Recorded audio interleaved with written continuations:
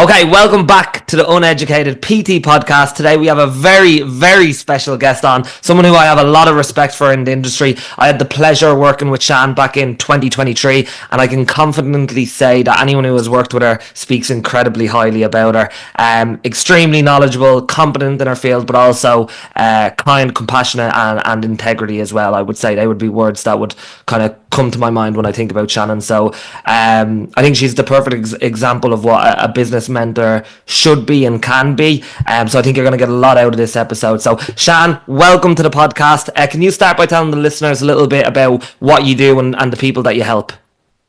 Yeah, so obviously my name's Shannon, but so over the past maybe 18 months, I've obviously pivoted a little more towards like marketing and operations. Obviously previously my background being in digital marketing, so a lot of kind of what I do is I do help a lot of online businesses.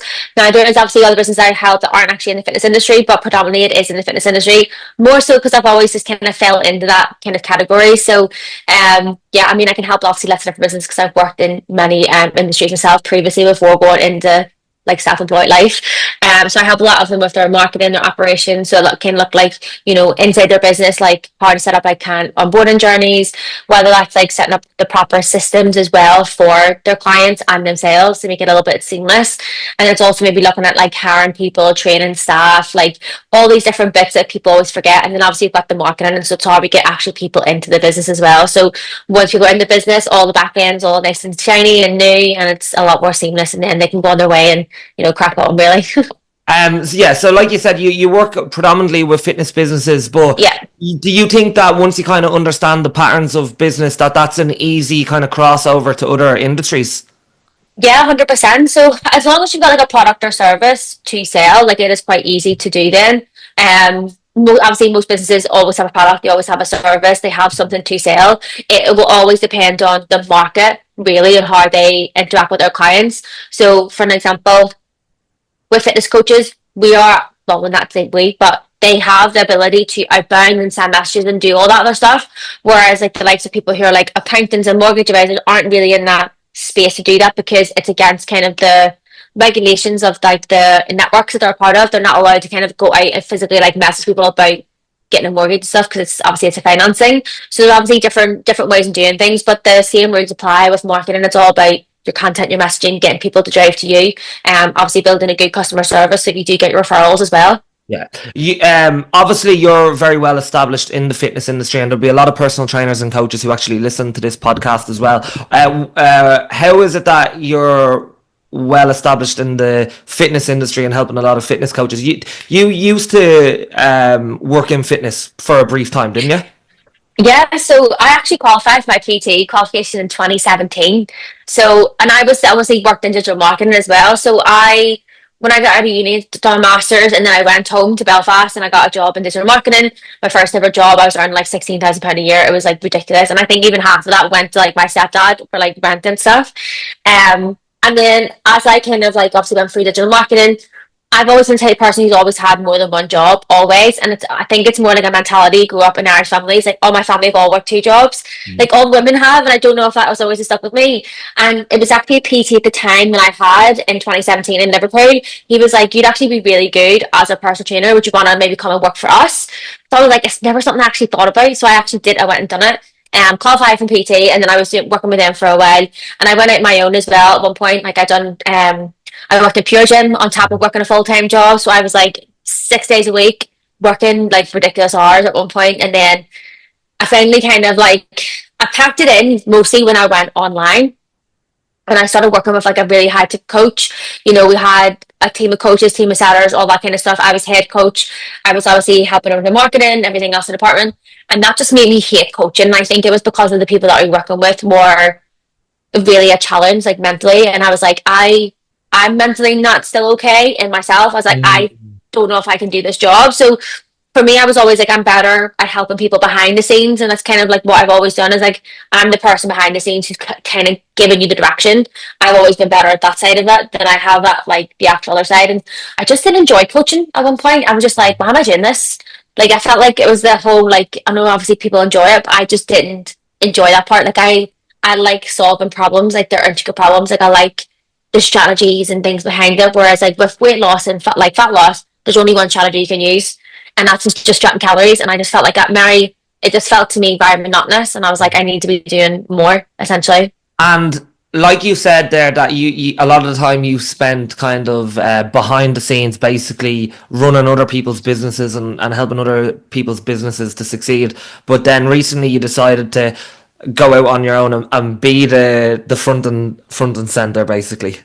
Yeah, so obviously, whenever I started online, I started my own business. It was Social Shannon, so it was obviously the virtual assistant business, and I was obviously the forefront. But that grew exponentially to the point where I was like, "Whoa!" I didn't realize it was going to get that big. But that grew because of the referrals and also the people that I was involved with at the time referring me to other people. And I think at one point we might have like 60, 70 clients as virtual assistant clients and 14 members of staff. That was insane. Yeah. And it was brilliant, at the time. And like I look back now and I think, I would do so different. I would do it so differently now if I had it again, because I've learned so much since then.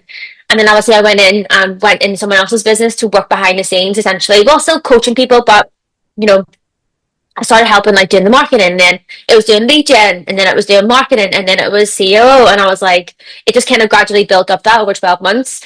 But yeah, when I went out my own again, like that was a big decision. Like it was really hard to make, but I think it was the best thing I've ever done, to be honest.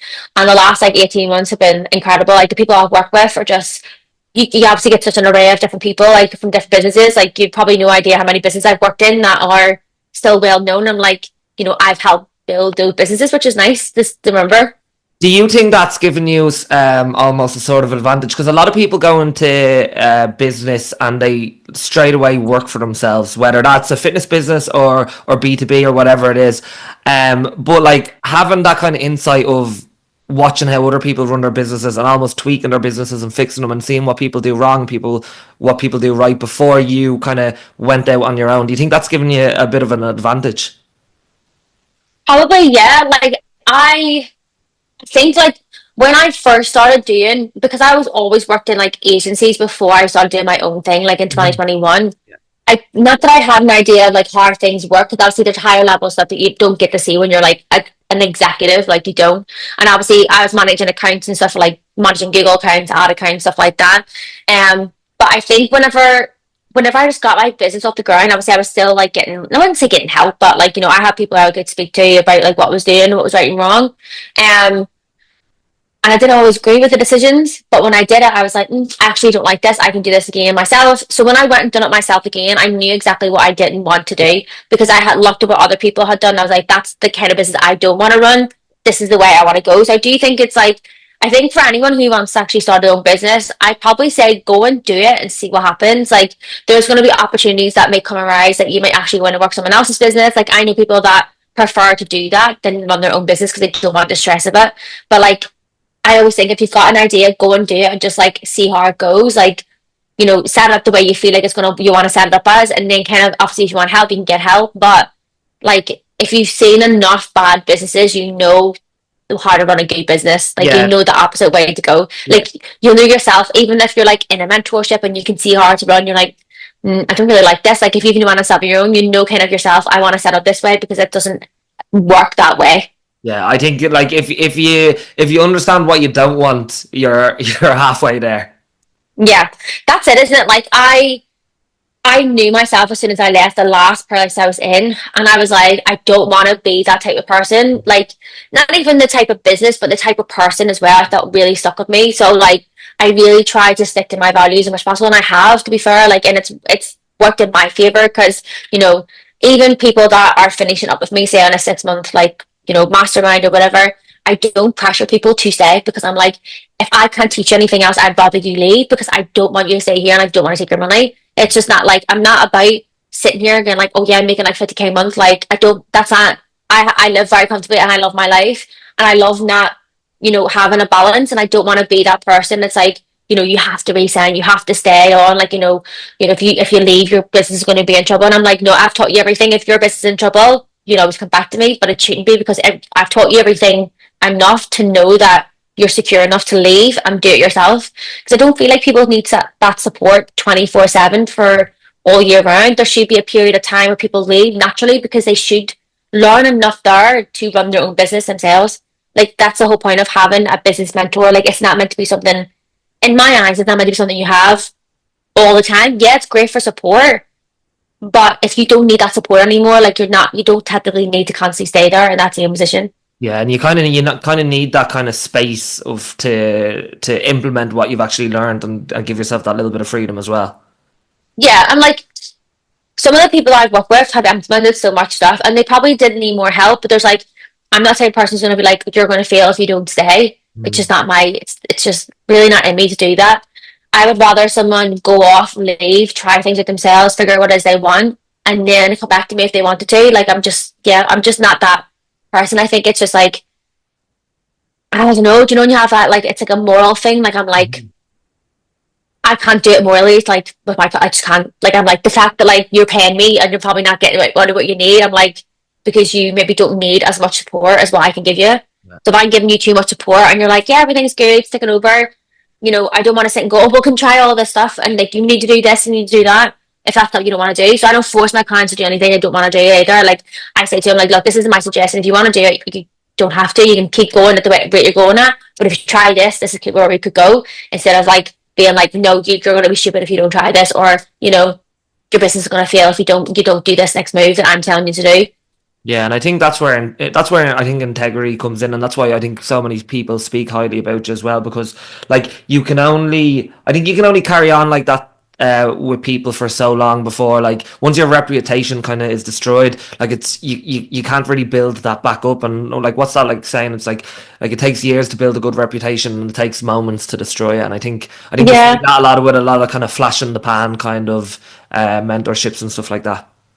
yeah. I'm like, to be honest, like once I left that previous company, like my reputation was not great. And it wasn't because of me, it was because of like I was being put in that same boat with the other people. So whenever I left, like it was kind of like people were more open to talking to me then. People were more susceptible to actually having conversations with me, and I was like, oh, this is nice. And like, oh, I kind of like, I'm really shocked at like how different that you are and how you were perceived. And I was like, well, yeah, like when you're in something and like you're all, it sounds really weird, but it's like a cult. It is kind of Yeah. feels like a cult a little bit. It's a cult. It's cult like mindset, isn't it? Well, You're all kind of you're in it. following the values of the business rather than the values of Shannon. Then, do you know what I mean? Yeah, but you're also then being told about all these things that feel like they're like the Holy Grail Bible. Like Yeah. this is like, and I'm like, is it though? But you don't know any different because you're like, well, this is all we've ever done. This is all I ever know in the last like say 12, 18 months. So it's like I can't really go against it. And if you do go against it, it's kind of like it's not like I don't know, not received in a Mm. way. Like it's not received. So yeah, it's a bit. I don't know, like I feel better myself being out of it, and I would probably recommend. Like I always say this as well. Like if anyone's in a position where they're currently feeling probably the way I did, it's like better just to get yourself out of it and do your own thing, or just go somewhere else and venture off. And I've actually spoken to people recently who have like said that I actually inspired them to do the exact same thing because they were in a similar position as what I was feeling, and they Mm. were like, "If you can do it, then so can I." And I was like, "100%, like anyone can." And I would say that about any job, even like personal trainers and like fitness coaches, like if they're in a position at the moment where they're like something needs to change, do it. Like go and make that change. Like don't sit on it. Don't sit and think, oh well, I have to do this and I have to get to here before I can do this. Like I had no plan. I didn't have a plan. Like I had no plan at all. I was like, I'm just gonna leave. I'm just gonna leave. I've got money. I've got money in the bank to success myself. Like for a little cup for a while. Things will happen, and I'll just put the feelers out there and see what the crack is. And things did pick up eventually. Obviously I was back up to a good amount by probably the March and April, and I was happy enough, and I was like, okay, I can do this. Like it's okay. I think that's a good lesson for anyone who's listening, because I've seen it loads of times, even just with friends, like any industry, not particularly fitness or business, or like just having even jobs that you could tell they go in and they're absolutely dreading every day going in there, and like they'll complain about it, and they'll have this horrible feeling in their gut that they have to go in to do this thing that they hate, but then the money's decent enough that it keeps them staying. And like Yeah, it's such a hard thing to, because obviously you're like, all right, well, if I leave this now, then how am I going to get paid, how am I going to figure this out? But I always think, like, if you can get paid and you can do a good job doing something that you absolutely despise, like, imagine what you could do with something that you're actually really passionate about. Yeah, 100%. So like I have always made that mistake where I've stayed in a job for too long, and like I do think that maybe it's like like our mindset and mentality, because obviously like we're all born in like the 90s, like you grew up and around like your parents stuff being like, no, you have to get a job, and not everyone likes their job and it's fine and stuff like that, and you grew up in that mentality where it's like, well, yeah, jobs are shit, so may as well just fucking stick it out. Yeah. So I stuck out a load of jobs I just absolutely hated. Like I remember at one time I was working at a marketing agency in Ellesmere Port, which isn't far from my house now, and I swear to God my boss was actually bullying me. Like he was bullying me. Like every day I was coming in, I just felt like I was being made like to be the butt of every joke, and I was like, why is this guy picking on me so much? And it was so annoying. And like I ended up leaving from the 6 month, like after the 6 months like probation period. I was like, I just don't like this place, and I was so happy to leave. I was like, that was absolutely dire. But it's like people stay in those for so long, and I'm like, I would have snapped. So I probably would have punched him in the face because it was just getting ridiculous. And I was like, mate, you're like, don't even come at me. Like you have no idea what you're doing. Like you're literally there as a manager for no reason. You have no experience in doing what we're doing, because it was like this makeshift agency they'd made within another company to start like basically marketing their business, but also then to take on other clients. And I was like, this is a bit weird. Yeah, I think I think there's definitely something like in like people who were brought up in the 90s and stuff like that. Like there's this mentality that, oh, it will get better, just kind of grind through it. Yeah. I think the younger generation are like, oh, this doesn't suit me, I'm gone. Yeah, it's like our generation's always so like, it's fucking work, like just get going, like just stick it out, like it's got to get better, like you just have to keep going, and not everyone likes their job, like all jobs are shit, but it's giving you a salary, and that is, I also think that's an Irish thing as well, because like mentalities at home, like they're all like, everyone just like like they're just getting on. It's and I'm like, it's normal to suffer basically. yeah, so yeah, I think like all my family have, like a lot of them have all been in their jobs since for like 40 years. Like my granny's in the same job for God knows how long. My auntie's in the same job like until like her job was made redundant. Like she then was forced to go and get a new job, even though she hated that previous one. I was like, why do we stay in these places? Like just fucking leave. Where am I going to leave to? Go and find another job. Like why is it so hard to go and find another job? Yeah. Like if they see me and some come and text me like they're a personal trainer, like I hate my gym, go find another gym then. Yeah, we just get stuck in our ways, but like I think you just keep making it, like it's we don't take any action, we don't make a decision, but like if you're miserable, any decision is the right decision because it will like produce change, which is exactly what you need. Yeah, 100%. Like, do you know what? I used to be so afraid of change, like all the time. And it could be wrong, like, I still don't really like it that much. But at the same time, it's like you look back and you're like, change is like the best thing, because like if you're stuck in a place where it's like you don't know which way to go, and you're like, this is really not for me, just change it, change the environment, change where your job, change where you're at. It does make such a difference. Like, I've had plenty of jobs. Like, sometimes I used to freak out because like people look at my CV and be like, wow, this girl had loads of like different jobs. If I didn't like somewhere and it wasn't comfortable, I'd be like, I'm leaving. Like, find something else. Like, and sometimes I think I even actually had a job before. So I worked for a student accommodation agency back in 2016 for like a year and a half. And at the time, my mental health was so bad still, because obviously I had to with mum and stuff. And it took me because obviously it took me so long to get out of it. I actually ended up getting put on sick by the doctor to get obviously for like medication and stuff. And when I got back, they sacked me for that.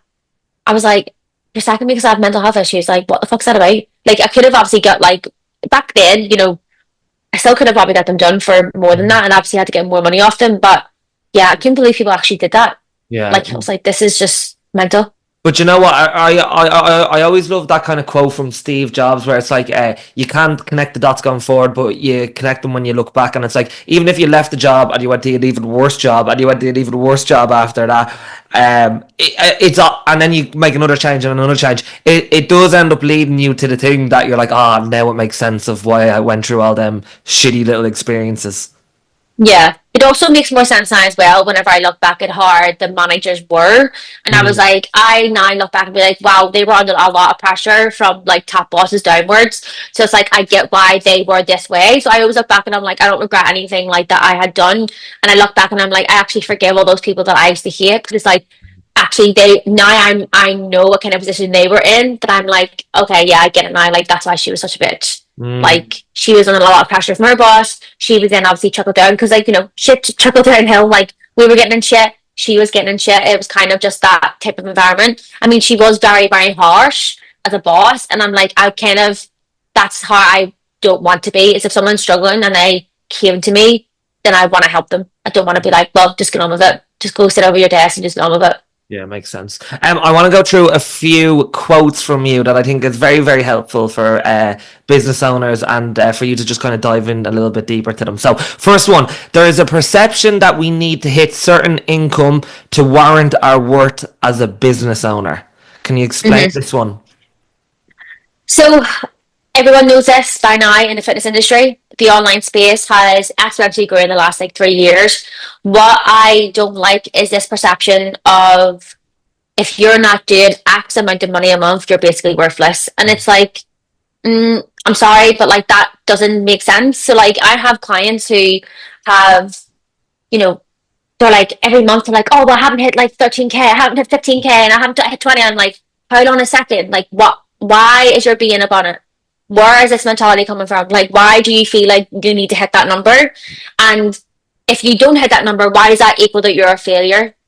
So it's this constant perception they go around in their head that, oh, if this week I don't make any sales, then my whole business is going to fall apart. And I'm like, right, you have 60 clients. You have 60 clients, you're making 10K a month. You're probably doing more than that. You've probably made consistently over 10K for the last 6 months. So if you don't have money in the bank saved already as well, then you're not a good business owner anyway. If you can't survive one bad month, then don't do a business. Don't have a business. But also, just because you don't make that money doesn't mean that you're not going to. It also doesn't mean that you're not good at your job. There's a perception in the online space that if you don't make 10K, then you might as well not do, you might as well not run a business. You might as well just be, you're a failure, But there's people out there who are happy at 5K. Why can't people just be happy at 4 or 5K? If you are happy at that, stay at that. That's okay. Keep doing what you're doing. Brilliant, boss. Keep doing that. If you want more money, brilliant. Okay. But remember as well, money doesn't make you more happiness. I literally said something the other day, even when I make money, I don't feel any different than what I did when I wasn't. My life is better quality. Yes. I have so much more freedom now than what I did previously. But it doesn't mean as I'm any happier. Just because when I see if I see an extra zero on my pet in my bank, it doesn't make any difference to me, and it's shouldn't to anyone else. But there's perception if you look online, especially with coaches, look at other people and they're like, well, I should be doing 50K. How's he doing 50K and I'm not? Why does it matter? Why can't you just be happy where you're at and keep doing your business and doing your clients a service and helping more people, because that's what it should be about, but it's not. Yeah, I spoke about this even in terms of surface metrics to hidden metrics, and I was using the example of a fat loss client, which I think most fitness advice can correlate straight to business advice as well. A coach will give advice to a client and not be able to receive it themselves in their head. And the surface metrics and the hidden metrics was when I was talking about a fat loss client, I was talking about, okay, you want to hit a magical 10 kg of weight loss, all right? Yeah. And unless you hit that number, unless you go from 70 kilos to 60 kilos, you're deeming yourself a failure. But you're fitter, you're stronger, you're in a better mood, you're more present with your partner, you have lost body fat, you've gained muscle, you just haven't lost 10 kilos, but you're close to it, and your quality of life is much better. So why are you basing all your success and happiness on this magical number of losing 10 kilos? And then you can also then just relate that back to the online coach or the business owner or whatever their profession is okay, you want to make this amount, but what does that actually mean to you? And you could have someone who's making 5K more than you, but their expenses are more higher, their overheads are higher, they're working twice as much as you, they're not seeing their friends, they're not seeing their partner, they're overwhelmed and stressed. So you have a better quality of life in all these other aspects, but you're just looking at, okay, this person's making 3 or 4 or 5K more than me. Yeah. And people don't see as well the intricacies of an actual business where it takes you to 20, 30, 40K. There's people that, unfortunately, there is people that are actually gifted at doing marketing so well of their product that they get so many people wanting to work with them. And that's brilliant, because people are, they're the, what is it called? They're the exception, not the rule type thing. So there's people out there that do that, they're they have people that want to work with them all the time, and that's brilliant. More power to you. Amplify that, use it, grow your business. But there are people that have to work extra hard. And those people that have to work extra hard are the ones who are constantly being like, oh, well, I haven't done this month and I haven't done that. And I always say to them, like, in like a check-in form for them, I do obviously in the mastermind. I'm like, did you show up 100% last week for your business? If they say no, I'm like, well, you can't complain. And it's not that you can't complain. I'm okay. It's okay. You can complain, but if you didn't show up, like that's kind of where we need to look at. Like, where didn't you show up in your business? Was it on your stories? Was it on your marketing? Because people don't realize like that. If you're not showing up every day, and it's mad. Like we have to show up pretty much all the time, especially in fitness. And you have to be on it with your messaging. You have to be on it with content. You have to be on it, and it's constant. Like it's exhausting. It's exhausting, and if you're not cut out for it, that's kind of where it's like, well, don't do it then. Yeah. And there's other people out there that they've cut corners, okay? So they go and they do ads. They go and they have setters like in their account doing 700 DMs a day. They're the people that are scaling, okay? But if you don't want to do that, then you have to get good at doing the other stuff, which is doing it yourself and showing up every day. And that's kind of where I'm always like, there was just this really, I just want it to go away. I want it. It's so demoralizing. It's so demotivating that there's this perception like, well, if you don't make 10K a month, like you're basically worthless. You might as well put your business bin. No, if your business is making 5K, even if your business is making 2K, if you're doing a business that you love, fucking keep going. It will come back around. Like, yeah. It bothers me so much. I get so stressed out about it. Like I'm like, oh. I think that's a really good point about the kind of personal responsibility as well, because I've seen it myself. Like I've had months where I've done a certain amount and I'm like, why am I only making this? Why is not anything working with me? And I've had months where business has been really, really good. And anytime I kind of do look at that, and I'm quite honest with myself. Sometimes I'll lie to myself, but sometimes I'll tell the truth to myself. It's like, I'm doing this well this month because of everything that I did like 3 months ago, where I showed up constantly 3 months ago. And it's like when I've had kind of low months or business hasn't been running as smoothly, it's like, well, I wasn't really doing what I needed to do. And like, I think if you're going to be a business owner, like, you have to have that kind of personal responsibility and kind of ownership to like, without it being like, you're shaming yourself or judging yourself and stuff like that. Because maybe it's like, all right, you had a family member who was sick, or you went on a big long travel holiday, or like, just it wasn't what it would want to be. But like, you still have to kind of take ownership of that if you're going to have a successful business or a lasting business. 100%. And like, I have people now as well who, I've worked with them for a couple of months. We've got to the point where they can go on holiday for a week and they don't have that panic anymore that their business is going to fall apart. And I'm like, because you focused on your clients and your service, you focus on doing all these other things that's going to help you get to that point where you can go on holiday. Okay, you didn't make any sales, probably didn't hit as many sales in April as you wanted to, but that's okay. We still have 8 other months left of the year. Like, we're going into May, it's a new month. You have to just keep going, and you have to look at it that way. It's like, people then can be like, oh, well, last year in April I did this. But I was like, but did last year in April, did you take a week off? Yeah. No. Were you doing X, Y, Z that month? Were you breaking your back? Were you doing all this? No. Are you happy in your business? Yes. Okay, so what's more important to you?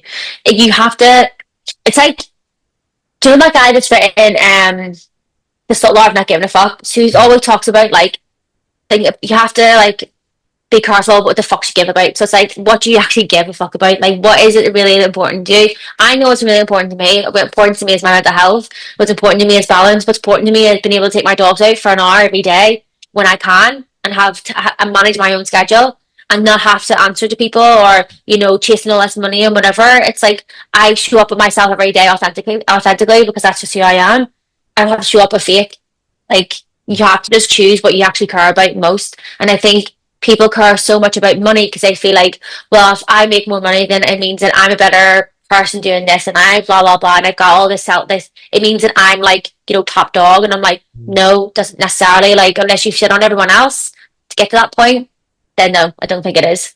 Speaking on personal ownership and also kind of boundaries as well, which you touched on as well, I really liked this one. So I don't do chaos. I don't bend my schedule to accommodate broken systems, because here's what I know after 10 years in this industry: your standards protect your peace. So my best work happens inside businesses that are committed to doing things right, not rushing to fix things last minute. Yeah. Explain that for me.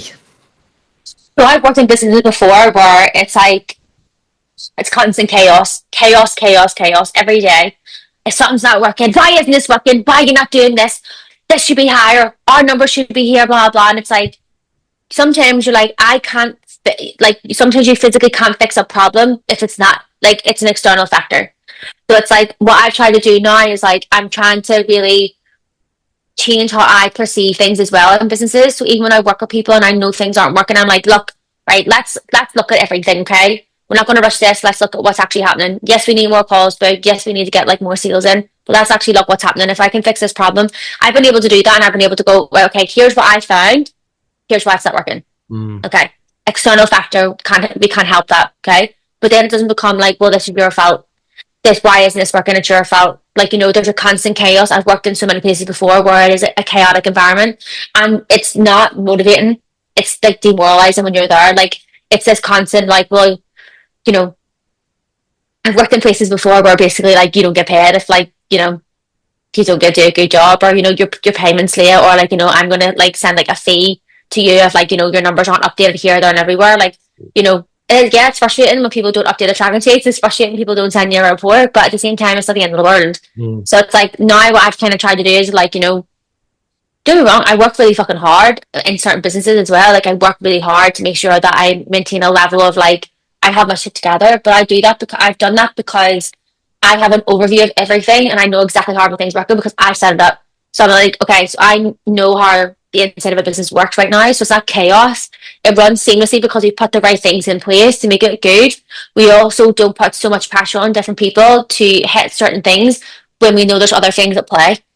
So it's like my boundaries now are like, I will set boundaries with certain people. I don't have to look at my phone every hour. Like if someone messages me, I don't have that need now to be like, I need to message them back, or I've got to get shouted at, or like that's how I used to feel. That's how I used to feel all the time. It was like, I would stay up sometimes 11 o'clock at night texting someone because I was like, well, I'm getting paid to do this, and it's like, well, I'm not getting paid till 11 o'clock at night. I'm getting paid for a job that, yes, I'm meant to be doing 5 days a week, and I was working the weekends, I was doing everything else. Now I choose to work on a Sunday because it helps me get ahead for the Monday. It helps me feel a bit more prepped and ready. So I just set those boundaries in place. Like if I say I'm going to do something, it's because I'm doing it and choosing to do it. It's not someone else telling me what to do. Yeah, that makes perfect sense. And I think a lot of coaches, it's probably a lesson that a lot of coaches learn the hard way is like being able to set your boundaries and then just not being reactive with things going wrong and being just proactive. And like, I think the more confident that you are in your systems, then the less you will be reactive and you'll be like, things are fine. I don't need to. Everyone does it though. Yeah. We all do it. Like I'm the first person to put my hands up and say that how I acted at some point when I worked in the previous business was probably not okay because I was so reactive, but because I just couldn't control the emotions that I was feeling at the time. I felt like at the time I was being really triggered constantly all the time, and it was this constant just like, I don't know, it was just I felt like I was fighting a losing battle half the time. So it was like, yes, I felt a lot of time I was having like a mental breakdown every other week. So I was like, so I couldn't see what I was like that was actually happening.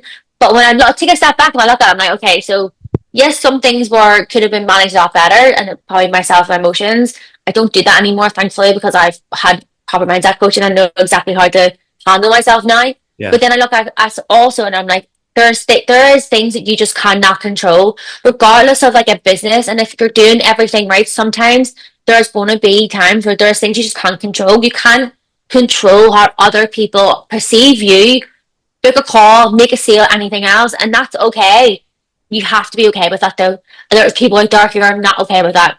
Yeah, I think at all. And it's this constant thing of like, well, if like you were doing this, then we would have got that call. And I'm like, well, no, because the person didn't want to book in. Like, yeah, I think you're if you're constantly trying to like live on survival mode when you're a business, like your cortisol level is going to be through the roof every single day. Like you're gonna die early if that's the kind of life that you want to live. Yeah, time.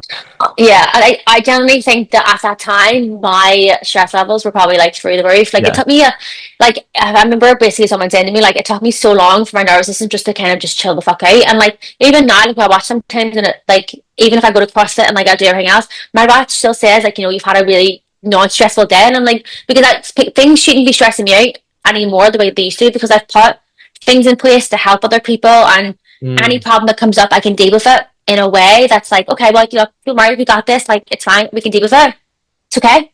Like there's nothing, I always say there's nothing in this world that should make you, well, especially with more jobs. There's nothing in business and a job that should make you be like a fucking psychopath, basically. Like there shouldn't be, and like there also shouldn't be.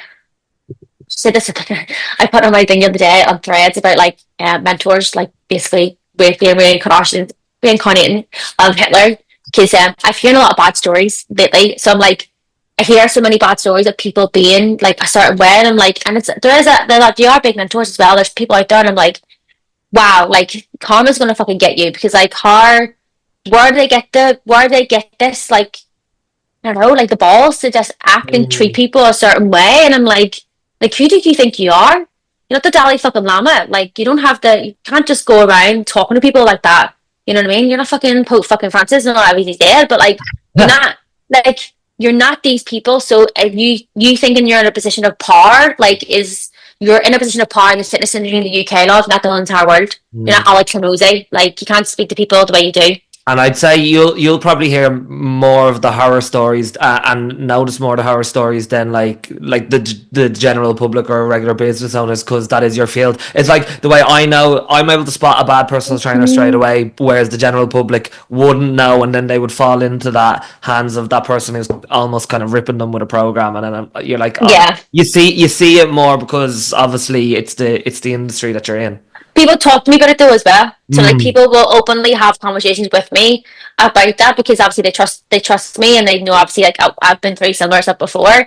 And like I don't classify myself as a mentor. I classify myself as a consultant, because I don't like the word mentor, and I think it's because like it's just like it's been like it's tainted. tarnished. Yeah, like it feels dirty now, and I'm like, oh, I don't want to be like called like a mentor anymore. I know someone said it before, and I was like, oh Jesus, like don't call me that. I'm like, I'm good, like just call me a consultant or something. Well, you can change the perception of it. You know. Do you know what? I'm trying my best, and I think like, you know, regardless of like how many people know who I am, you know, I still don't think people like see all the work that I've done. That's why I kind of try and stress it. Like, you know, I've been in this industry for a while. Yes, I'm not loudmouth. I'm not like, you know, someone who posts every day. I'm not someone who's out there like fucking telling you what to do and stuff. I'm just trying to be myself, and that's it. Like that's all I care about. I just want people to like get on calls with me and not feel as if like I'm pushing them into like a 7K product or something. Like even like some of the stories I see on other mentor stuff where they expose other mentors, I'm like, holy shit, like people are paying 12K to be told to send more DMs, and that's it. Like what? Yeah. What? Like fucking hell, it could charge a fucking fortune. I've been doing that for 5 years.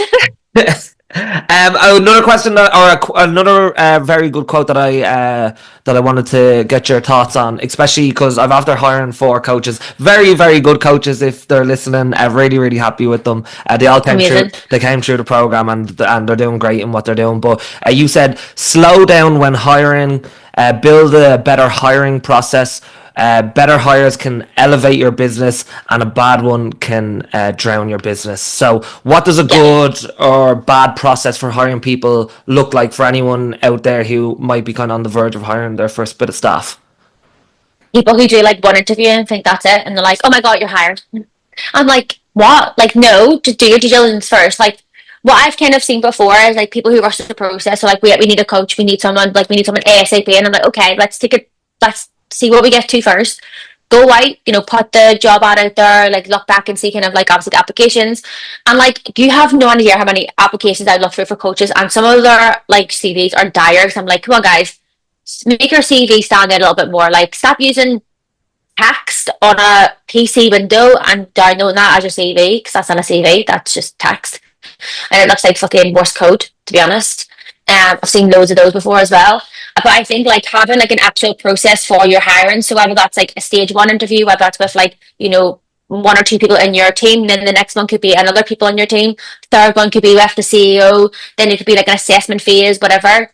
So I've worked with a company as well where our previous interview process was like 2 stages. We only had one call, and then we had a call with the CEO. And don't get me wrong, we've had some really, really good people, but we've also had people as well where, you know, maybe they weren't really a right fit, and we've had to let them go quite early on. And that's stuff that you see over time. You know, obviously we have a period where they go through an actual training process. So within that first 4 weeks, you will see if that person's like cut out for that job, because it's a very intense like coaching program. Like you go for a very rigorous training program. You get a lot of feedback, and if you aren't susceptible to feedback, you can't be there, because that is essentially part of the job. And I think for a lot of companies, especially coach companies in the UK, like I always recommend them, if you've got people in your business that you can actually like rely on to go and review that coach's work or like anything else, and like put in the time, do it early on, because you'll be able to spot that without having like 6 months down the line, or like, you've client reached out to me like, I haven't heard my coach in like 6 weeks, what's going on? Or, I haven't received my check-in this week, I haven't like, heard back from anybody.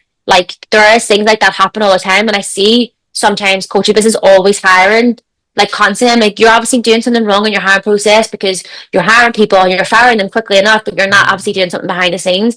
Like, you have to have a clear onboarding process, have a very clear, like, we went into interviews the second time around being like, I was asking those questions like, are you open to feedback? Can you tell me a time when you've received feedback?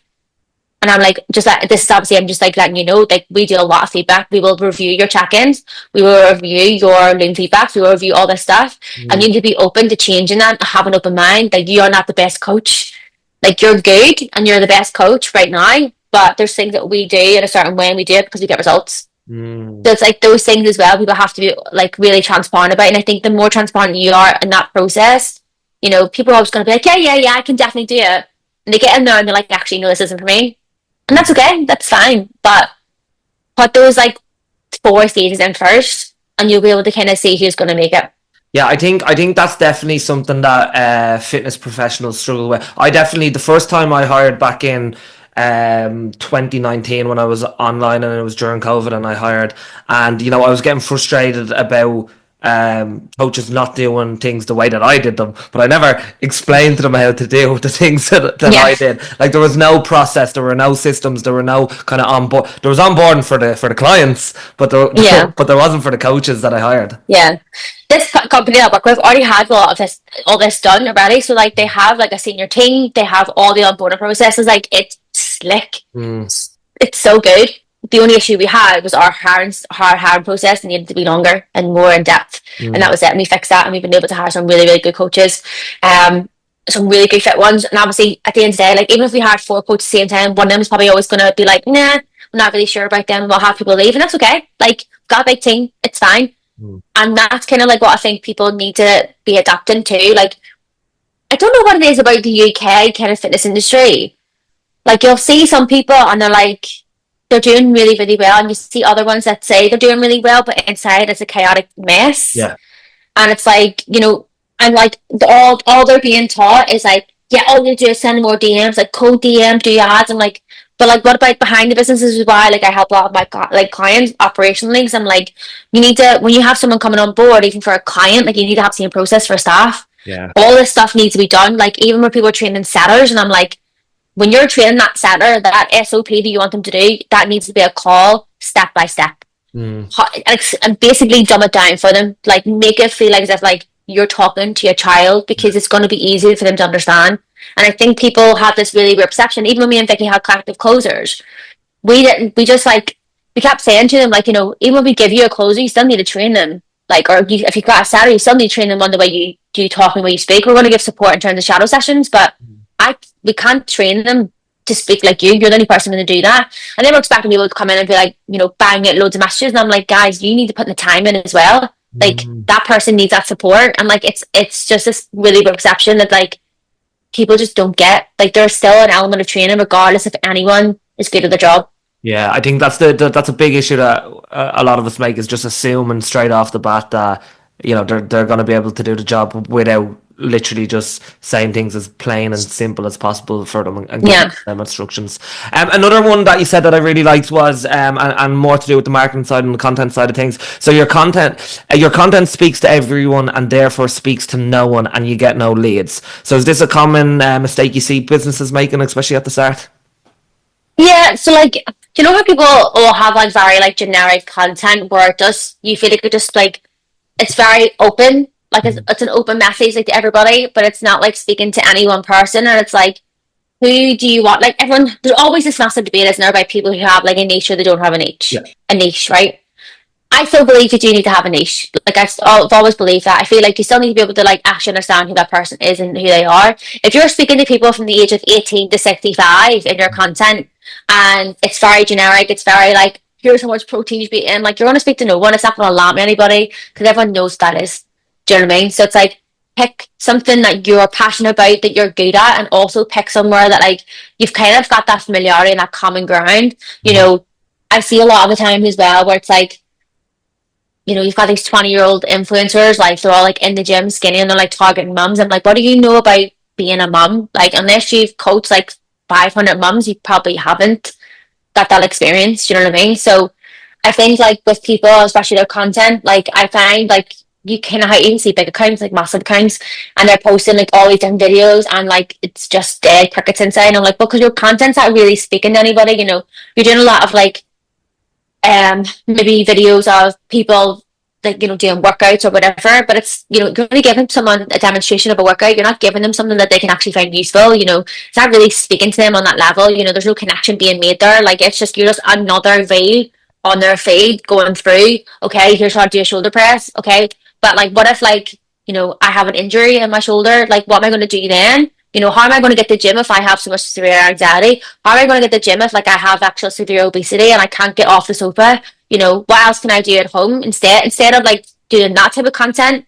They're just doing, oh yeah, here's how to do a shoulder press, put your back here, lift dumbbells, like, and I'm like, I'm bored already. Like I'm bored already of that. Like I like content where it like speaks to me. Yeah. I actually feel that connection with someone. Do you know what I think it is? And I know, and I'm only saying this because I definitely felt it when I first started. Like only the other week I started a new program for like men over 30 finished sport. We called it the Cockfest community, and like a bit brought in like loads of lads straight away. Love that. Yeah, but I would never have done that a couple of years ago, because I think a couple of years ago, maybe when I first started, my perception might have been like, if I make it too specific, then I'm missing out on so many other people. Do you know what I mean? And it's like the thing that you're afraid of is actually the thing that's going to be the most beneficial for your content or for your business.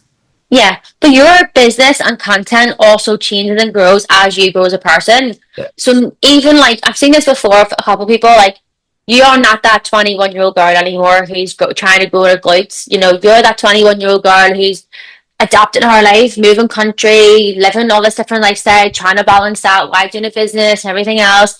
You just want to feel good in your clothes. You might want to be dancing for a photo shoot or whatever your jazz is, whatever it is. Your business and your niche might change, and as your business grows, like it always does. Like I'm exactly the same. Last year I was like working with like different people. Sometimes I'll have like different business mentors and stuff like that. This year it's very, very different to what it was previously. I want to work with people who are more like a bit more sensible, who have their heads screwed on, a bit more high level, like high performing, because that's kind of who I am. And that's okay. That's okay for you to change, and it's okay for you to grow and adapt. But I think people then like start panicking when they get stuck in like this cycle where it's like, well, I have to just keep working with these people because that's all I know. And like you're like, and then they start to feel like they're not aligned there anymore. Like then their message starts being unaligned because like something isn't given. Like we all change. Like I'm not the same person I was last year. I'm not the same person I was the year before. Like, and I'm glad that I'm not. So it's like that's what you should be adapting to, is like how you are as a person and the content.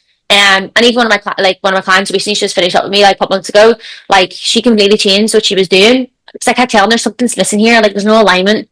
I don't feel the alignment in your content, and I feel like you're speaking to people that it's so generic that it's not hitting it because you as a person don't align with that anymore either. Once she started changing what she actually wanted to do in her messaging, business boomed. Yeah, I think that all kind of ties into knowing yourself and being confident in who you are and backing who you are as well. And I think, like you said, yeah, you can change, your perspective can change, even your personality can change a little bit. And I think, yeah, I definitely noticed that in myself as well. Even when I went off online, I was like, it was more, I was bored. I was bored of what I was doing. And the minute I started to get bored, I was like, all right, I need to change something up. And I think it's because I changed as a person as well. Yeah, 100%. And I think like, because I remember obviously whenever you were doing coaching, you completely like changed obviously from doing online back into in person and stuff as well. Like, that felt good for you at the time because that's exactly what you wanted to do. That was like, that felt aligned with you. And like, I think people are like, terrified of doing stuff like that. Like people are scared of taking risk, and it's like that's what business is. You're taking a risk. Like you're always going to take a risk. Like do something like, go and invest in something, go and do something else, like go and change what you're doing. And like even one of like my clients previously I worked with in the other business, whenever she came back to work with me and whenever I left, she went into what she wanted to do, like in her niche, and it just like took off. And I was like, that's what you wanted to do, so you should have just done it in the first place instead of having someone else tell you that's not a good idea. Just because it doesn't seem like a good idea for them doesn't mean it's not going to be a good idea for you and your business, especially if that's what you're aligned to and that's what you're embodying. And it comes back to, well, like your content, your personal brand. Like if you are that person, like you will attract those people as well who are on the same wavelength and same like values and stuff as well. Like I don't want to work with anyone who doesn't have the same values as me. Like if you don't have the same integrity, if you're not honest with me, like don't work with me because I can't be bothered. Like I just don't like that. It sounds like such simple advice, but it's like listening to your gut is kind of everything in business. Yeah, and it's like that in everything in life though as well. Like you wouldn't stay in a toxic relationship if you did, like, do you know what I mean? Like if you knew something was wrong. I mean, people do. Like we all have done that. But like after a while, when you start to kind of like come around, you're like, actually, no, this makes sense. Like I should have just done this in the first place, and you leave, change, like make that change. The same with business. If something doesn't feel right, change it, act on it, do something different. Like go and do something else. Like go and change it. Like you're okay. It's okay to change your mind. People just look at me and be like, fucking hell, shit, like 700 businesses. I've had like 2 businesses. I guess I went into one business I shouldn't have. But at the same time, I've learned so much from that I've actually taken on myself. And now I look back and be like, that was a good lesson for me to learn. I've adapted and moved on.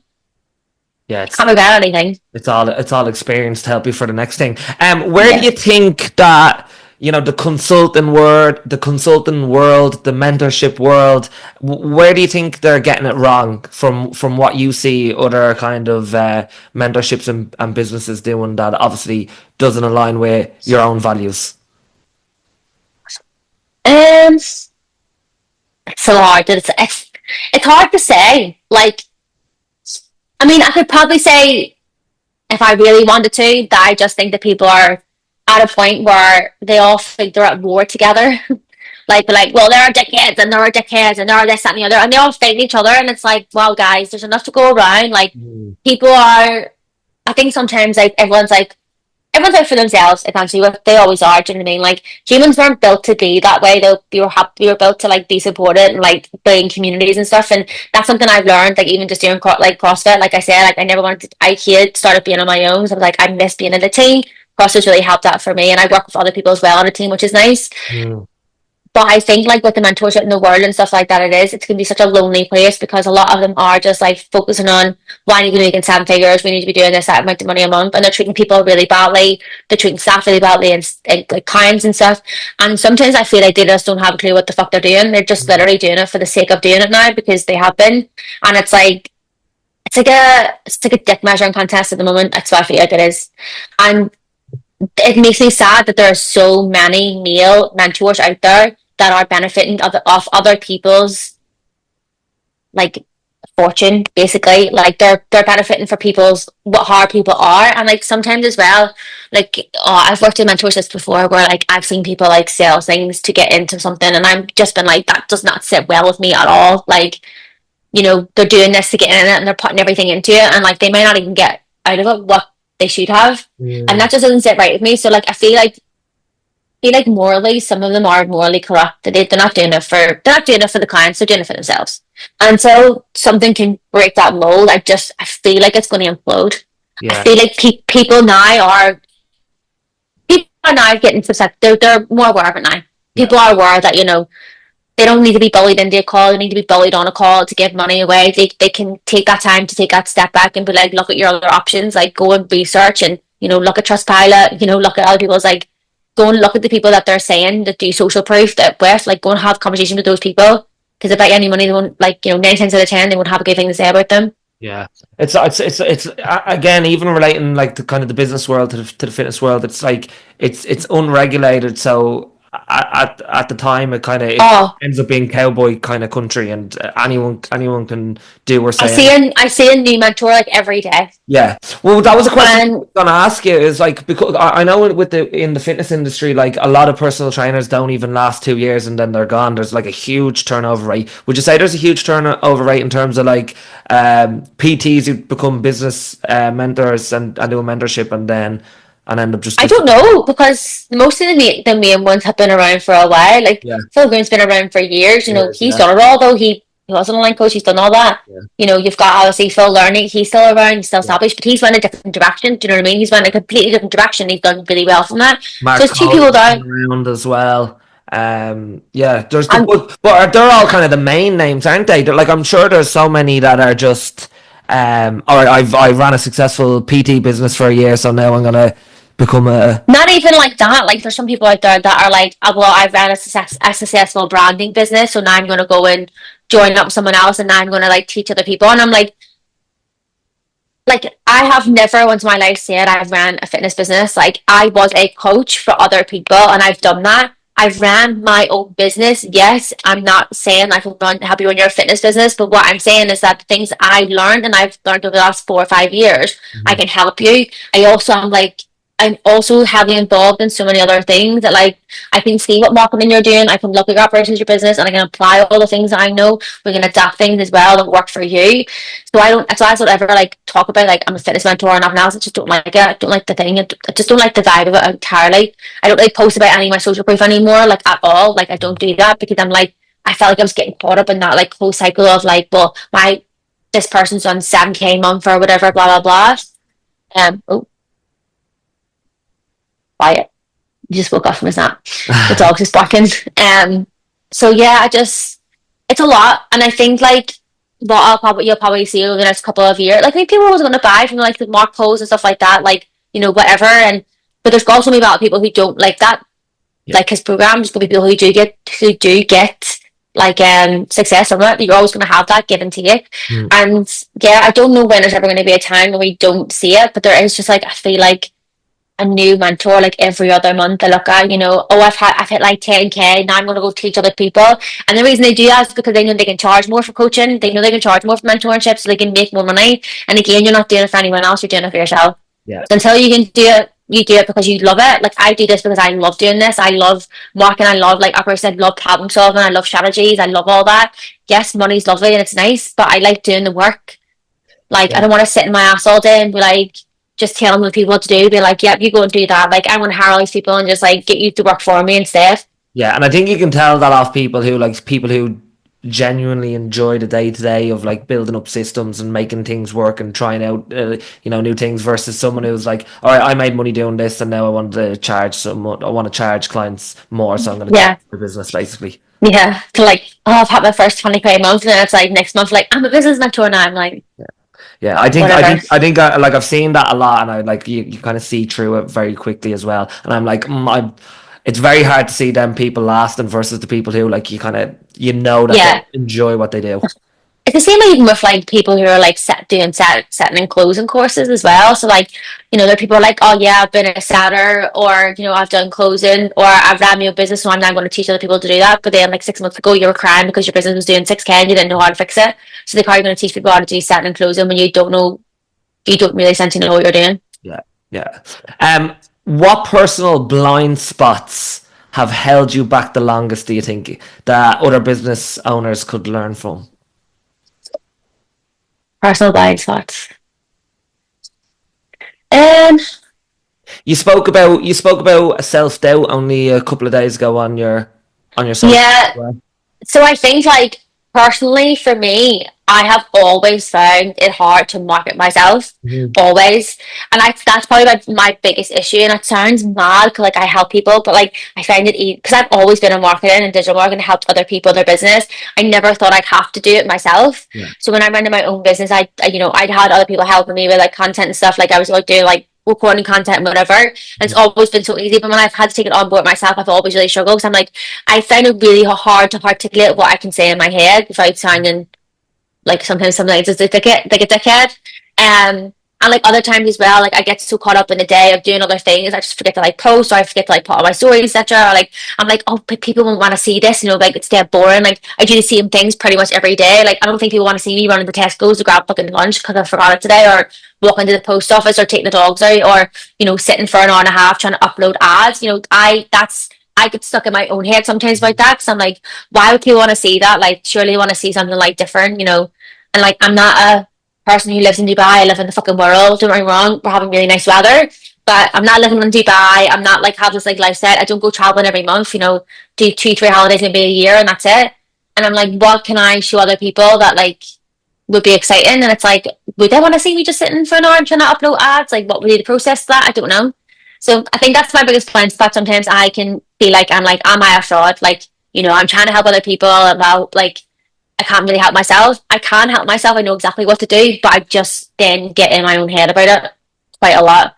And I've helped so many businesses, and I sometimes doubt myself that like, can I keep doing this? And I'm like, I can definitely keep doing this. Like I've helped so many people before, but you just forget what you've actually done. You do forget. You forget like, you know, since I started in business, like my business has still done 6 figures every year, regardless of what I've done. I'm like, that's fucking amazing. Like I should be really be like, what the fuck, Shannon? Like that's incredible. Like keep doing it because it's amazing.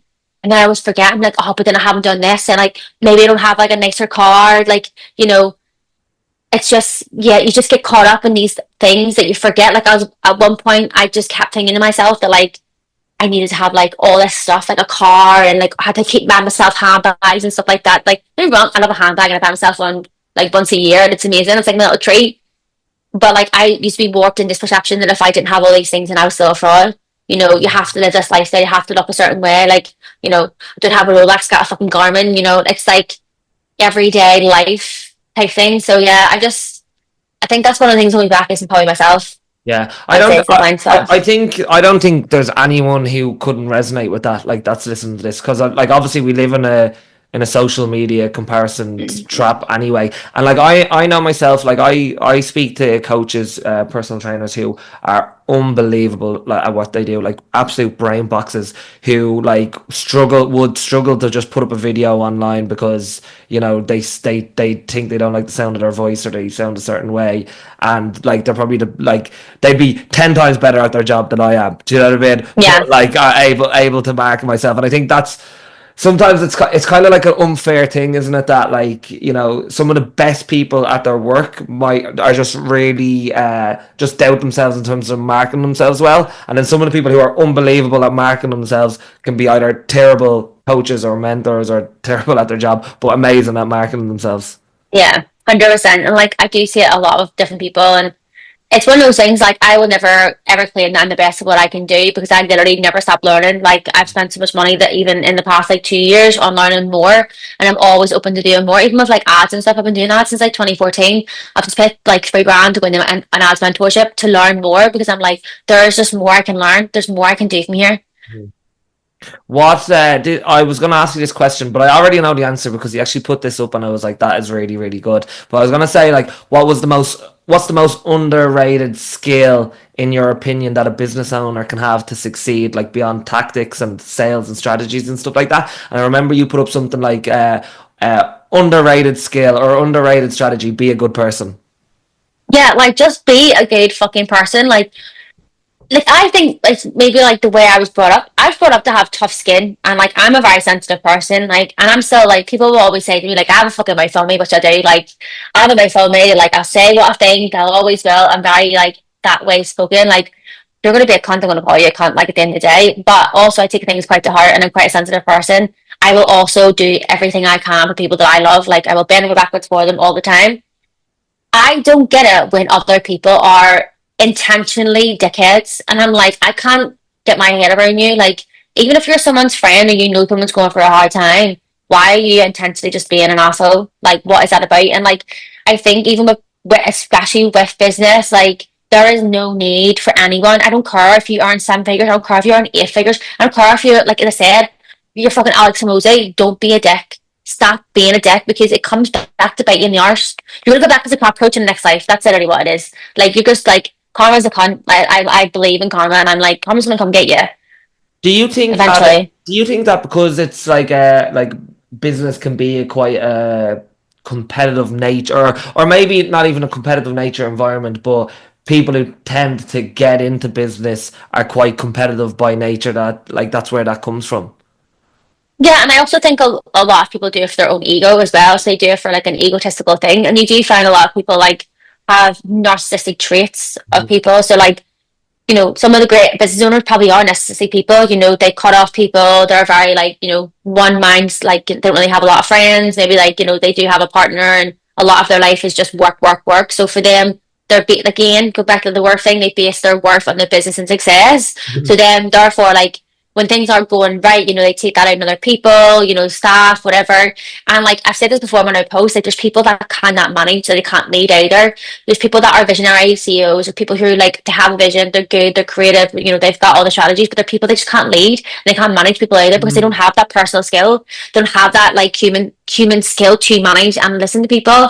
And like if you can't do either of them, don't try and manage people because it's not going to work out. If like we said this before about someone else, like people, they can't manage people, so they can't be a leader of the team. Hire someone else to manage people for you. You do the visionary, you be the person that's leading like the vision of the business and like, what you want to do and where it's going to take you and stuff like that. Let someone else manage the business instead. Makes sense, doesn't it? Well, that's kind of like about knowing what your weakness is or knowing your personality trait.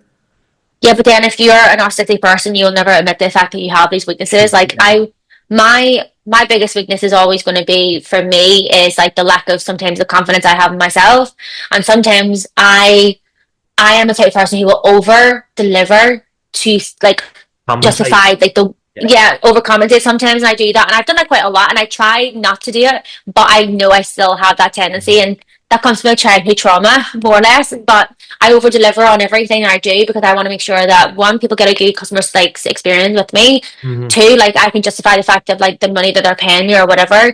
And like three, it's more of a thing for myself. Like I want to make sure that I've done the best job I possibly can. And there's people out there that don't do that. Like they don't feel like they have to over deliver on anything. Like they pay it and they actually under deliver on the side of it. And I'm like, oh no, can't do that. We have a lot of Canadian and Americans who listen to this podcast.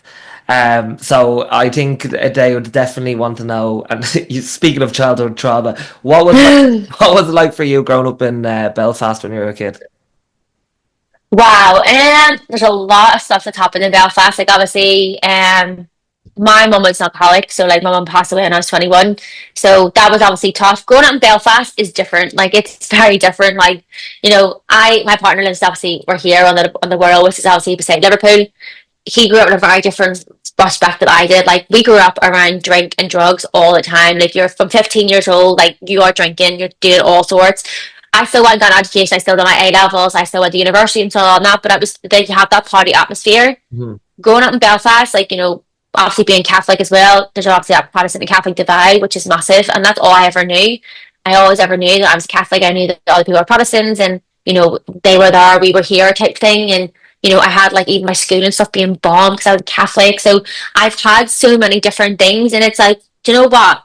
Regardless anything's happened, I would never have changed any of it. Like, felt like it was one of those things that it fucking toughens you up a little bit. You see a little different side of like the world, and it's kind of like, you know what, you had to just grow up fast, and you had to just kind of like get it together. You weren't being able to like be mummy coddled, like, we didn't grow up on a nice like beachside like time where everyone everyone knew each other, but like kids were setting wheelie bins on fire, like people were being stabbed. Like that was just the way we all grew up.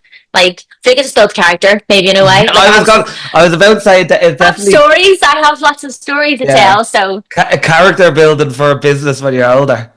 Yeah, definitely. Like I mean, I think I still take a lot of things. I was always like a sensitive kid anyway. Like I've always been a sensitive soul, but like we grew up where we grew up, and I loved it. Like I still obviously go back now again, obviously, and I still look at it and like this place is like so funny because like nothing ever changes. Like and I always try and tell people what it's actually like from here, and they're like they can't picture it. And when they've come to visit, and they're like, "Wow, it's a shithole," and I'm like, "Yeah, but it's my shithole. I can only say that. You can't say that." I love going up to Belfast. I think it's great. Anytime, I prefer being up in Belfast for a night out than I would in Dublin now, because I think Dublin's become more of a shithole, and Belfast even seems a little bit more kind of just nicer. But like back then, like probably the center of the world for like all things news. Yeah. So like obviously like growing up in the 90s and stuff as well, like we grew up in obviously Ardougne, so it's like a troubled place. Like we're like the center of like a lot of like all the troubles and stuff. So you grew up in that place, like you obviously hear all the stories, and you grew up being told about all these different things. Not like you're brainwashed, but you're told about all these things. You kind of live through like generational trauma as well. And obviously with other things going on, you know, my mum, bless her, like she had a lot of the trauma she went through when, you know, she was born in 67, so she would have went through the troubles anyway. You know, my granny and granny would have went through the troubles. My granny was a Protestant actually who married my granny, Yeah. and like that did not go down well. So you had all this different stuff that we all grew up with, and it was just like that was just the norm for us. Like I never knew any different. So like I didn't know what was going on in Belfast was any different than any other place in the world. And like I never, yeah, when I like talked to the people and how they grew up, and I'm like, oh, that sounds like so normal. And I was like, but like how I grew up felt like normal to me. It's normal too, yeah. Bizarre to everyone else looking on the Yeah, outside in, but just normal, yeah, everyday thing. yeah.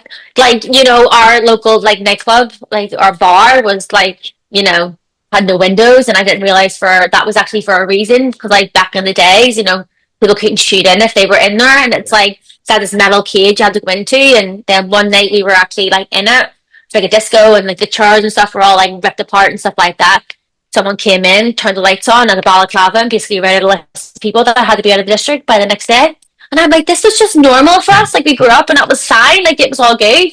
And yeah, and it's like that didn't happen anywhere here. Like, you know, Liverpool's obviously quite rough, but like where I am in the world, like none of these people have had to experience these things. And I think for me, I'm like, I can tell you've never had any trauma in your life. Like to just like, you know, they get along with life, and I'm like, I feel character, it's fine.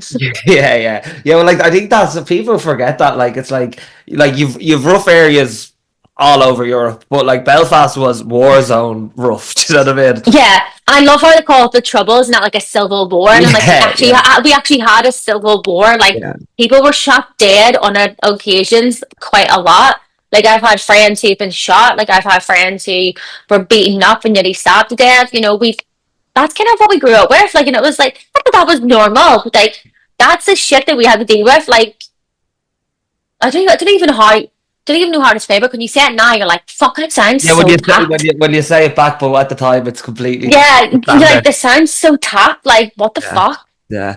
Like, how? I wanted to ask you even about kind of like what are from your experiences, even from your mum, kind of growing up with alcoholism, and I know like, I've personally experienced it as well in my own family. So I know how difficult it can be. But what are your thoughts on alcoholism and addiction, and how is that kind of how's that kind of changed your perspective on how you live? So whenever it happened, like in all honesty, I was so angry. Like I was really angry. Like I was furious. I was like, how fucking dare she do this to me after everything she's put me through? She's now dead and has left me with all this shit that I have to deal with. And I was angry for a long time, and people kept telling me, Shannon, it's a disease, you can't help it. And I'm like, no, it's not a disease. Like, don't you fucking dare say that to me. Like, you know, it's something you can control. And as I've gotten older, I realized that it's actually, there's so many other things that were going on that I just wasn't aware of. I was so young, like I didn't see it. My mommy was depressed my entire life.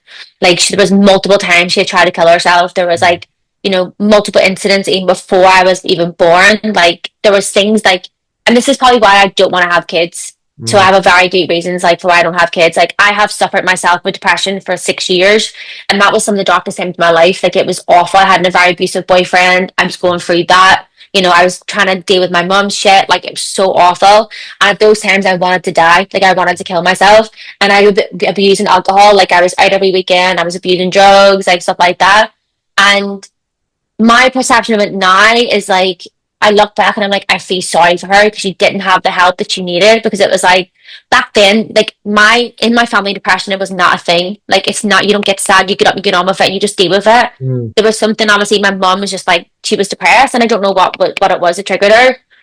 So the fact that she didn't get that help and she didn't feel like she couldn't go out and voice it, then made her out an alcoholic. So it's just like she obviously then everything that happened when my granda died and her friends had died, she just took everything and just swallowed it and just carried on drinking. As now that I've got older, I'm so aware of myself drinking. Like I can enjoy a drink. I don't mind it. But if I get to a point where I'm like in my house drinking, and I've like say I've done it for 3 days, like say like one or two drinks, I then start to panic that I'm an alcoholic. And it's like this perception, and it's not even like I have asked some people, I'm like, you're not, and I'm like, no, I know I'm not, but because I associate that with her, it's like that's this thing where I'm like, does that make me an alcoholic? Mm. So like I really have to, like, I drink probably like once a month. I'll probably do it. Maybe like once every 8 weeks, Yeah. I'll have a blowout or something like that. Once I've done that blowout, I'm like, why have I just done that? Like I don't feel any better. Like I feel like shit. And you go through this cycle and stuff as well. But it's like sometimes I'm just like, I work hard, like I can let loose and stuff like that. But I feel like sometimes like I have this like thing inside me where it's like that's my only outlet sometimes. I don't know why. It's like I think it's more, it's like as you grow up as a kid and stuff as well, like you obviously see other people, like in my family, you drink when you're happy, you drink when you're sad, you drink with this, and yes, like everything is like, Or you know, around, evolved. around it, yeah. So like when you're saying you're not drinking, people are like, why? Like why? Like why not? So Yeah. The only for reason, me, the only, like usually people like presume the only reason you're not drinking is because you're a recovering alcoholic, basically. whether you're pregnant or something like Yeah. that. So for me, I try, like I now kind of just go to myself, you know what? It's okay for me to like a drink. It's okay for me to like having a drink. It's okay. As long as it's not a recurring thing, that's okay. Yeah. And I have to keep telling myself that. And I'm not, it sounds really bad, but like I fight that urge like pretty much every week. And it's like, I think it's just ingrained in me because like genetically there's so many alcoholics in my family. Like Yeah. my granddad's alcoholic, my mom is alcoholic. If my auntie listens to this, I'm really sorry, but like she does drink a lot too as well. Mm. But it's like, yeah, it's like there's just this thing, like it's like pretty normal. Whereas like Tom, my partner, just it doesn't faze him. He wouldn't even think about having a drink in the house. Like doesn't need to have a beer when we have a barbecue. Where I'm like, oh, well, it's barbecue, like let's have a little beer, and like I like it because it's fun and I just have like relaxing and stuff. But people might actually listen to this and be like, Shannon, you have a problem. Like I don't think I have a problem because like I don't drink every weekend. I drink once in a blue moon. Like yeah, it's such a fucked up relationship now that I have probably with alcohol. I think I have quite a similar one. Like I have like a rule in my head that I never drink in the house, and like Yeah, when I do drink, because the like my idea of drinking is associating it with being out with your yeah, friends and social. experiencing it. Yeah, so I'm doing it for the social aspect, not for the drink aspect of it. But then I notice myself like, all right, am I doing this too much? And then I like think about my own family, and I know my family don't listen to these podcasts, so we're all good. But like I would say I have three recovering alcoholics and three in the midst of alcoholics in the family, and like cousins and uncles and closer siblings as well. And then I always think about, well, is this something like that's like genetically in me? Should I? Yeah, like you feel it's just like ingrained, don't you? Yeah, I'm like I'm the same though. I love having like a social drink. So like if I'm going to a wedding, or I've got like millions of weddings coming up, got a hen do, or like my friends are coming around, we're having a barbecue, or I have a birthday party or something like that. But I wouldn't sit in the house on my own and be like I'm going to down like 6 pints. I'm like that to me is like borderline no. Like there's been times where like me and Tom are sitting, like say we've had like a barbecue, I'll have a beer with the barbecue, and that's me. I'm done. I can go to bed. I can do everything else. I don't need to have 7 more beers. Yeah. What was it like for you moving to Liverpool then after kind of, everything that was going on in Belfast and stuff like that? And then you obviously decided to go to the UK after that. Oh my god, it was probably the best decision I ever made. Like I knew I always wanted to go to uni, and I knew I always wanted to go to Liverpool. I'm not sure why Liverpool. I think because like I had known people's like sisters and stuff to go to Liverpool, and it's always seemed like it's an amazing place. Mm. And when I was at uni, like everyone, like when I was at school, my whole family was like, you're going to uni, you're getting pushed, like go to uni, go to uni, go to uni. You have to get a good job. Like that's just brained into you. So I always knew I was going to go. And when I left when I was 18, it was tough, but I loved it. It was the best 3 years I've ever had. Like obviously, like not now. I think my 30s has been the best, but 3 years in uni was amazing. Don't be wrong, I came with a lot of shit because I was 18. My mum was still an alcoholic at this time. She was ringing me every single day. Every single day, 5 times a day, telling me the same thing over and over again every day. And people knew when she was ringing me, so I'd be like, and it was just felt like that for a while. Obviously, when she passed, it was just after I graduated, so that was quite tough. But there was just like, yeah, getting out of Belfast and getting over Liverpool. I was like, whoa, no one cares about Catholic. Like this is amazing. And like no one asked me. And like I did have a few people ask me when I was there, and I was like, why you ask me this question? Like stop fucking asking me, like and not answering you either.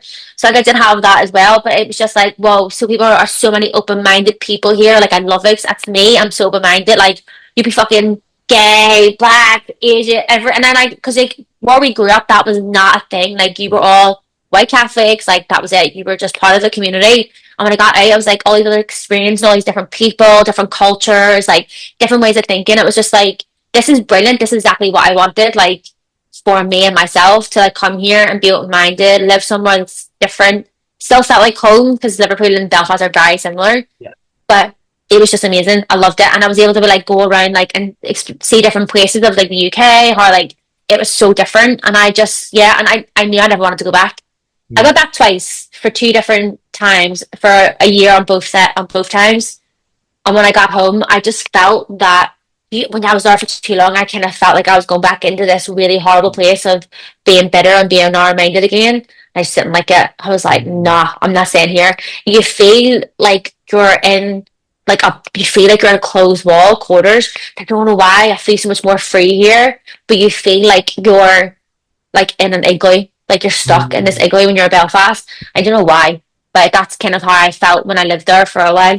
I think so many people feel like that when they're kind of like. I think the best thing that you can do when you're younger is go and travel abroad, live somewhere else. Because Yeah. like if all you know is your hometown, if all you know is your own local pub, your own circle of friends that you've always hung around with, your own family, like it just pigeonholes you then to not experience anything else or to be like, oh, I might be someone different or I might, see things differently. Yeah.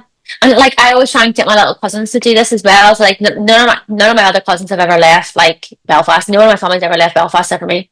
Mm, So like my mummy was the same though. My mummy went to be a nanny in America for a year before she had me. mm. In New Jersey. Like it was amazing. Like my mummy joined the Hare Krishnas.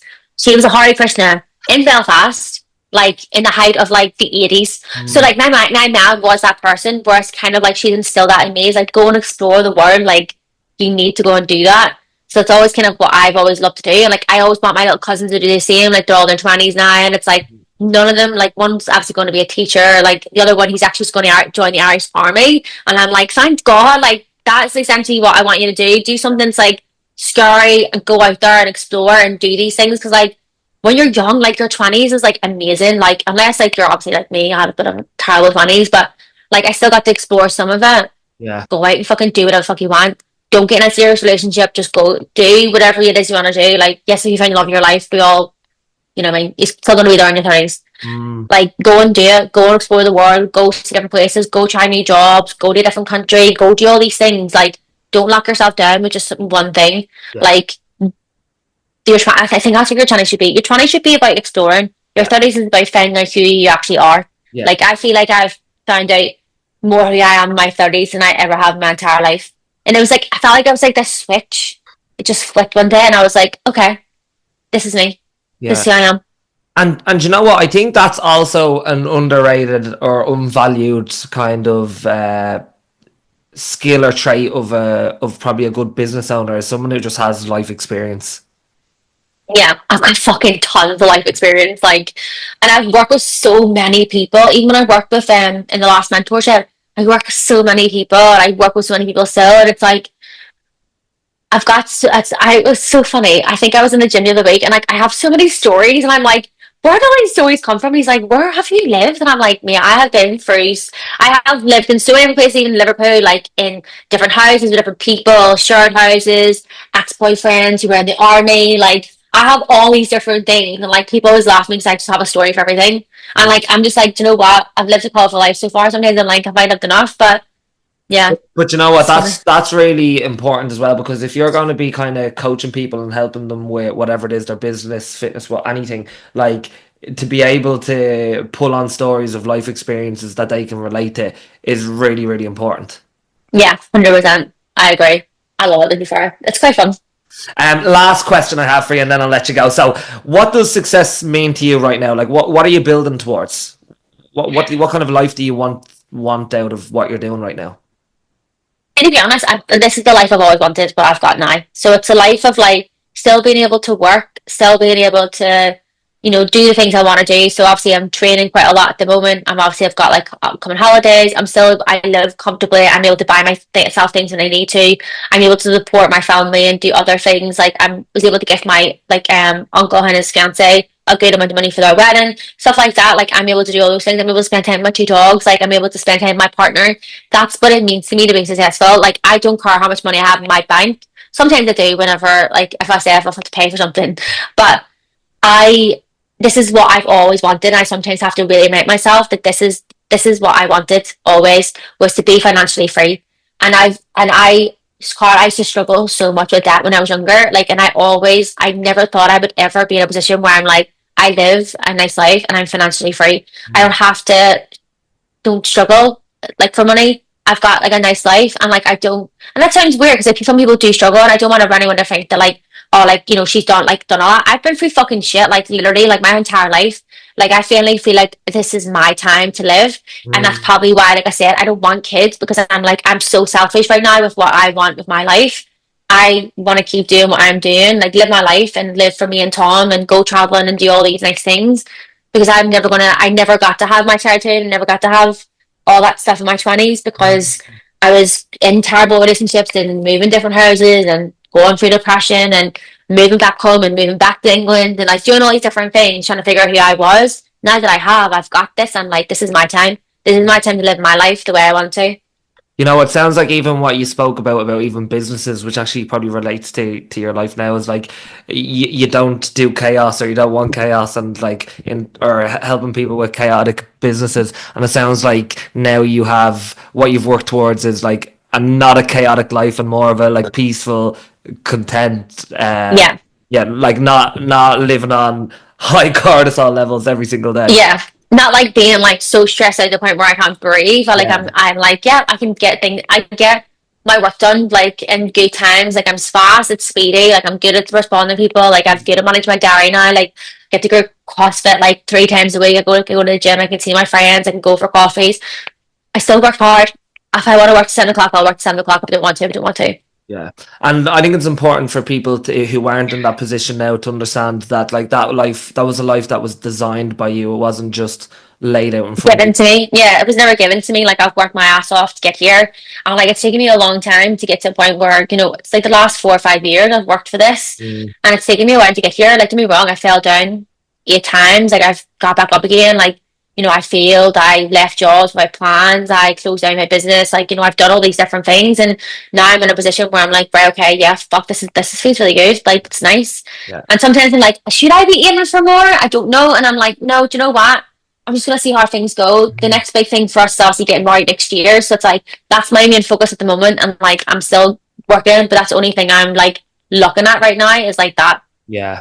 Yeah, and I think that's really important as well for people to understand that, like, a lot of times we always say, oh, do I need to be doing more? Do I want more? And stuff like that, but not kind of checking in on your day to day. Is like, how good is the quality of my day to day with the work that I'm currently doing? Like, and if you're feeling content, peaceful, you're not really stressed, and you're living comfortably, like that sounds like real success to me. Yeah, and that's why I feel like success should be like you're in a position where you like can do all these different things. You know what I mean? And I just like. Yeah, I'm like, why would I stress myself out anymore? Like, I don't want to. I'm like, I live my life like really nice. Like, I can go outside for like a half an hour now and like sit in the sun. Do you know what I mean? Without someone like battering my head, like asking me why there's no sales made today. Shannon, thank you for today's conversation. Thank you very much. No worries. I think it's going to be really extremely valuable for the people listening who are kind of in the midst of building businesses, and you know, some of the kind of common mistakes that they might fall into. If people wanted to go and reach out to you and ask any questions, inquire about any of the work you do, or just kind of keep in touch with the work that you do, where can they go to find you? Just on Instagram. So my Instagram handle is just Shannon Irvine Consultancy. So it's all just like one word. But yeah, anyone else any questions, and just drop me a message on Instagram. I'm happy to help. Yeah, and we'll leave it all in the show notes. That has been episode 78 of the Uneducated PT Podcast. Don't forget to share the episode, send it to your friends, keep supporting the show, and we'll see you on the next one. Shannon, thank you very much.